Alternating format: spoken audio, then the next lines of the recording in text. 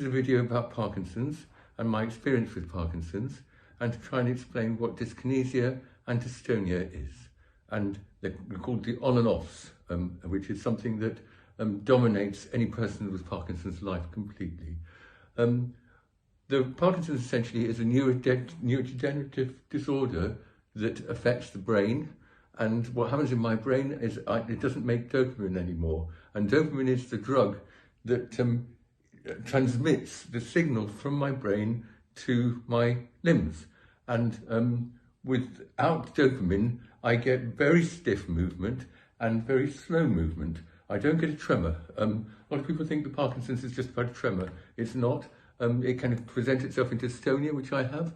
I was first diagnosed with Parkinson's in 2014, so I've had it for about 7 years. And the average lifespan of somebody with Parkinson's is 10 years.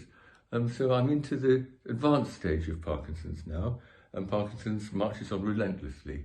When I first had Parkinson's, I used to take Siminet, which is a dopamine replacement that goes into the brain and controlled all my symptoms perfectly well, to the point that most people didn't even know that I had Parkinson's, and I disguised the fact I had Parkinson's. These days it's much harder to disguise because the dopamine doesn't work so effectively anymore. The reason it doesn't work effectively anymore is the dopamine receptors in my brain are almost completely gone now. So when I take dopamine, it doesn't have a very long-lasting effect. So where I'm at now is that I take dopamine and it throws me, unfortunately, straight into dyskinesia, which is too much movement, which you'll see demonstrated in this video following. And then it goes through my system, and I get to the stage I am now when I can talk relatively well and I can move relatively well, but then it drops out of my system, sometimes very unexpectedly, and it's not reliable within that 3-hour period. And the last hour I get dystonia, and dystonia is this stuckness and this freezing. So this is the cycle that I go through, which is enormous motor fluctuations at the moment. So every 3 hours I take dopamine orally. I get into normally a state of some kind of dyskinesia, too much movement, and then I drop down to having normal movement, which is about an hour. So I call it a golden hour. So every 5 times a day I've got a golden hour that I can get things done, and then I drop into dystonia, which means I can't move and I can't walk. This is a useful diagram that explains how over a period of time, as Parkinson's progresses, the motor complications get greater. The light grey band at the bottom illustrates the dystonia that I take levodopa to try and escape from. The white is the good period when the drug is working, and the top grey period is when the dyskinesia hits in.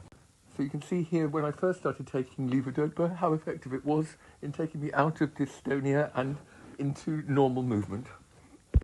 As Parkinson's progresses, you can see that the window of normal movement narrows, and this leaves me today fluctuating every 3 hours between dystonia, stuckness, and dyskinesia, too much movement, with very little normal movement in between.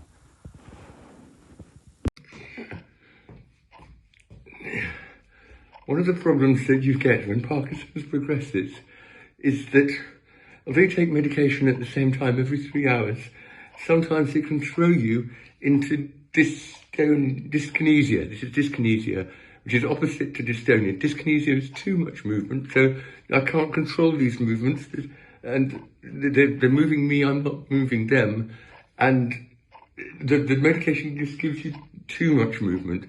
And it's a very narrow line when you get this stage of Parkinson's between being dystonia, which is frozen, or dyskinesia, which is too much movement. And I don't know what's more alarming. This is a bit alarming because you look so peculiar, and your face turns. You see my face with all these weird things I can't control. It makes me look very peculiar. So the lack of dopamine in my brain means that I don't transmit signals from my brain to my limbs in a smooth way. And what happens is I get very stiff and very frozen. And you can see the stiffness in my face. and you can see the stiffness in my arms, although at the moment I'm in a relatively good place in terms of the medication I've just taken. This feels like it's stuck to the ground, completely stuck to the ground.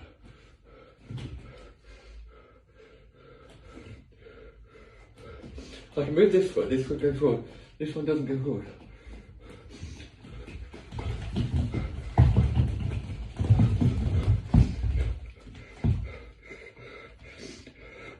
I can't get over here.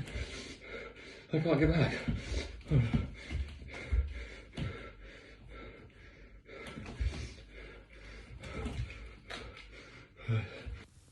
So the good news is in May I'm going to have deep brain surgery, DBS, which will improve these fluctuations and allow me to exist in the area of on time rather than the area of off time.